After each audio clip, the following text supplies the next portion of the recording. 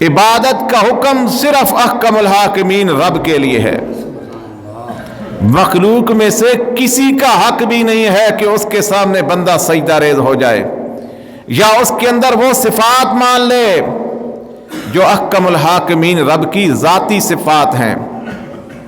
اللہ کی ایک ذاتی صفات ہے، ایک احکم الحاکمین رب کی عطائی صفات ہے. ساری مخلوق کے پاس جو کچھ بھی ہے وہ رب کریم کے عطا کرنے سے ہے، اور اللہ احکم الحاکمین رب کے پاس سب کچھ اپنا ذاتی ہے. اور احکم الحاکمین رب کی کبریائی کا تقاضا ہے کہ سجدہ صرف اسی کے سامنے کیا جائے، عبادت صرف اسی کی جائے اور خالصتاً کی جائے، کیونکہ عبادت میرے احکم الحاکمین رب کا حق ہے. نظر نیاز بھی اللہ کا حق ہے، نظر نیاز بھی عبادت ہے، دعا بھی اللہ کا حق ہے. اللہ کے علاوہ کسی سے دعا بھی نہیں کرنی، اللہ کے علاوہ کسی کی عبادت کا روزہ بھی نہیں رکھنا، کسی رب کے علاوہ کسی کے لیے نماز بھی نہیں پڑھنا، خالصتاً خداوند عالم کی نماز پڑھنی ہے. اور یہاں پر اللہ کے نبی صلی اللہ علیہ وآلہ وسلم نے فرمایا کہ اللہ کو بڑے پسند ہے. کیا پسند ہے؟ فرمایا اللہ کو صلاۃ داؤد بڑی پسند ہے، اور صوم داؤد بھی اللہ کو بڑے پسند ہے. یہاں پر اللہ کے پاک پیغمبر کے جملوں کی طرف ذرا توجہ فرمائیں. اللہ کے نبی نے یہ نہیں فرمایا کہ صلاۃ اللہ، بلکہ فرمایا صلاۃ داؤد اور صوم داؤد.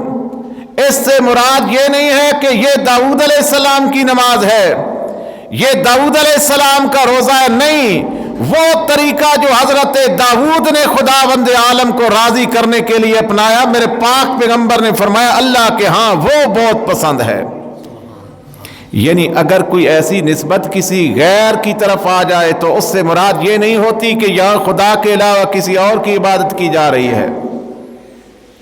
تو فرمایا وَمَا أُمِرُوا إِلَّا لِيَعْبُدُوا اللَّهَ مُخْلِصِينَ لَهُ الدِّينَ حُنَفَاءَ وَيُقِيمُوا الصَّلَاةَ وَيُؤْتُوا الزَّكَاةَ وَذَلِكَ دِينُ الْقَيِّمَةِ. اللہ کے ہاں دین قیم کیا ہے، دین حنیف کیا ہے؟ دو پیغمبر ایسے ہیں. فرمایا دین حنیف جو ہے، جس طرح حضرت ابراہیم علیہ السلام کے ساتھ دین حنیف کو منسوب کیا گیا، خداوند عالم کی طرف جھک جانے والے حضرت ابراہیم علیہ السلام ہیں. اور جب احکم الحاکمین کا حکم آتا ہے، حضرت ابراہیم علیہ السلام کی عقل فہم میں آتا ہے تب بھی، اور نہیں آتا انسانی عقل و دماغ میں تب بھی احکم الحاکمین رب کے سامنے جھک جاتے ہیں. قرآن حکیم نے ارشاد فرمائے اذ قال له ربه اسلم. جب بھی حکم آیا ابراہیم جھک جا، حضرت ابراہیم علیہ السلام نے بیٹے کی قربانی خداوند عالم کی رضا کے لیے. اور دیکھیں بیٹا اگر قربان کرنا ہو تو یہ سبق تو کوئی حضرت ابراہیم سے سیکھے کہ بیٹے کی قربانی، بیٹے کے گلے پر چھری چلانا یہ کوئی آسان کام نہیں ہے. اس لیے فرمایا وَاتَّبِعْ مِلَّةَ إِبْرَاهِيمَ حَنِيفًا. دین حنیف کیا ہے؟ جس طرح حضرت ابراہیم علیہ السلام نے اپنی اولاد کو بھی خدا کے راستے میں قربان کرنے کا کامل تہیہ کیا، کہ حضرت اسماعیل علیہ السلام نے اپنے باپ کے اس کام میں جس میں کہا یا ابت افعل ما تؤمر، ابا جی جو آپ کو حکم ہوا ہے آپ کر دیں، ستجدونی انشاءاللہ من الصابرین. اگر اللہ نے چاہا تو آپ مجھے ثابت قدم پائیں گے، صبر کرنے والا پائیں گے. تو کہا ابراہیم کے خدمات تو اپنی جگہ مقدم ہیں، پر اگر اسماعیل کی اتباع بھی کی جائے تو وہ بھی تمہارے لیے مشعل راہ ہے کہ اللہ کے پاک پیغمبر چھری لے کر اوپر چلانا چاہتے ہیں، ان کو اطلاع بھی دے دی کہ مجھے رب نے ذبح کرنے کا حکم دیا ہے.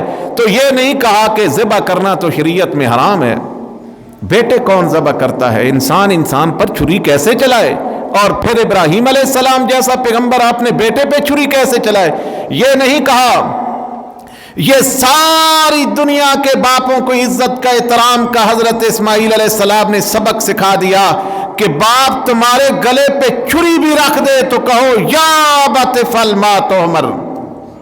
کبھی کبھار والدین کے حکم بندے کے سمجھ میں نہیں آتے نا، تو سمجھ نہ آنے کے باوجود بھی انکار کرنے کا، اکڑنے کا، آگے سے جواب ترکی بترکی دینے کا حکم نہیں ہے۔ جو خالص ہوتے ہیں نا، خالص محبت کرنے والے، وہ نفع اور نقصان کو نہیں دیکھتے، وہ بندے کی حرکات و سکنات کو بھی نہیں دیکھتے۔ حضرت شبلی رحمت اللہ علیہ کو بغداد کے پاگل خانے میں جمع کرا دیا گیا، قید کیا گیا۔ کہاں؟ پاگل خانے میں۔ چند لوگ آئے حضرت شبلی کو ملنے کے لیے، پوچھا، حضرت شبلی نے خود ان سے سوال کیا کہ کیوں آئے ہو؟